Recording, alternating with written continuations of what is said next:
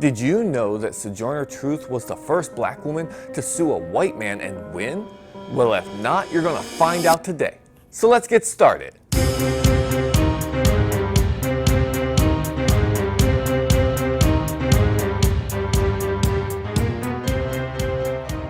How's it going, everybody? Welcome to Virtual History 360. I'm Mr. Wade, and today we are talking about the history of Sojourner Truth. We'll get to the famous court case in just a minute, but what do you say? Let's start at the beginning. You should know that she was born Isabella Baumfree in 1797 in Ulster County, New York, which is between New York City and Albany. All right, now at the turn of the 19th century, New York started legislating emancipation, but it would take over 2 decades for liberation to come for all enslaved people in the state. In the meantime, her owner promised Isabella that he would grant her freedom on July 4th, 1826 if, quote, she would do well and be faithful. When the day arrived, however, he had a change of heart and refused to let her go. Incensed, Isabella completed what she felt was her obligation to her owner and then escaped his clutches, infant daughter in tow. She later said, "I did not run off, for I thought that wicked. But I walked off, believing that to be all right."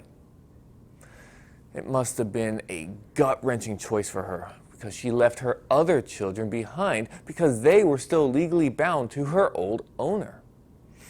Now, by the early 1830s, Isabella participated in the religious revivals that were sweeping across the state, and she became a charismatic speaker in these.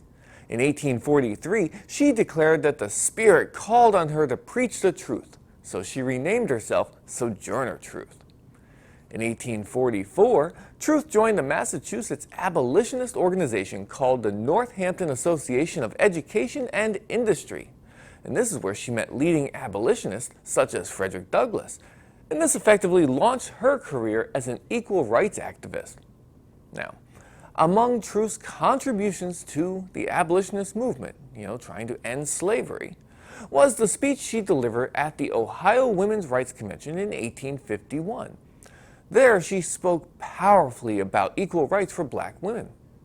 In the speech, Truth used the rhetorical question, "Aren't I or ain't I a woman?" to point out the discrimination that she experienced as a black woman in the 1800s. Now, it was quoted about 12 years later, but here's an excerpt from that speech. She says, "I have heard much about the sexes being equal. I can carry as much as any man, and I can eat as much too if I can get it. I am as strong as any man that is now." Unquote. Let's move forward. Her activism for the abolitionist movement gained the attention of President Abraham Lincoln, who invited her to the White House in October of 1864, and while there showed her a Bible that had been given to him by African Americans in Baltimore. But while Truth was in Washington, she didn't just rest. She put her courage and disdain for segregation on display by riding whites-only streetcars in town. When the Civil War ended, she tried exhaustively to find jobs for freed black Americans who had been weighed down with poverty. In 1867, Truth moved to Battle Creek, Michigan, where some of her daughters lived then. She continued to speak out against discrimination and in favor of women's suffrage. Again, suffrage meaning the right to vote. She was especially concerned that some civil rights leaders, such as Frederick Douglass, who I mentioned earlier, felt equal rights for black men took precedence over those of black women. Well, Truth died at home on November 26, 1883. Records show that she was 86 years old, but her tombstone actually reads that she was 105. But what about that court case I mentioned earlier? Thought I forgot, didn't you?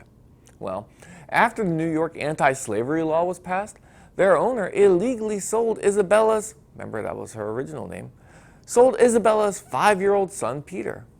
With the help of a lawyer, she filed a lawsuit to get him back. Months later, Isabella won her case and regained custody of her son. She was the first black woman to sue a white man in a United States court and prevail. But now, I want to hear from you. Do you know any other bits of information about Sojourner Truth that I missed? I'm sure I missed a lot. This is only a 5-minute video, right? Well, if you do, let me know. Tell me what you know in the comments below. While you're there, go ahead and hit that like button for me so YouTube knows to share this video with everyone. And don't forget to subscribe if you haven't already. If that button's red, let's go ahead and turn it gray. And be sure to check out my other videos like the ones you see to the side over here. If you'd like to learn more about the 19th Amendment, women's suffrage, click on the video on the top. It's one of my videos that I've shot in 360 that you can look all the way around. But I also have other history videos, U.S. and world history. I have civics, about government. So do yourselves a favor and check them out, because I know you're going to like them. All right, for Virtual History 360, I'm Mr. Wade. I'll see you next time.